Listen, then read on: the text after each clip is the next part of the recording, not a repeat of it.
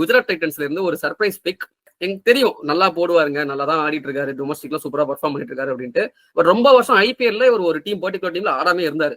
Due to heavy competition அந்த பொசிஷன்ல நிறைய பேர் இருந்தாங்க அப்படின்ட்டு. பட் ஒரு குஜராத் டைட்டன்ஸ் எடுத்தாங்க போன சீசன். ஓகே, ஒரு டீசென்டான ஒரு சீரீஸ். இந்த வருஷம் பாத்தீங்கன்னா அவர் நம்பி கொடுத்தாங்க, செம்மையா போட்டுட்டு இருக்காரு. நன் அதர் தென் ரவி ஸ்ரீனிவாசன், சாய் கிஷோர்.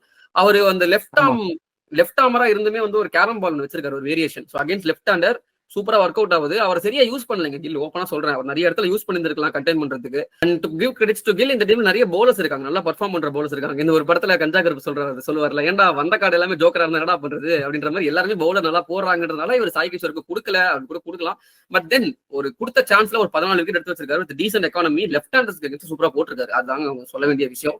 ஸோ நம்பர் 8ல சாய் கிஷோர். பேட்டிங் அந்த அளவுக்கு பெஸ்டா யூஸ் பண்றதுக்கு Gujarat Titans, but is also very capable of batting. அது எல்லாருக்கும் தெரியும். தமிழ்நாடுக்கு டாப் ஆர்டர்ல ஆடக்கூடிய ஒரு பேட்டர், சரிங்களா? ஸோ நம்பர் 8ல சாய் கிஷோர்.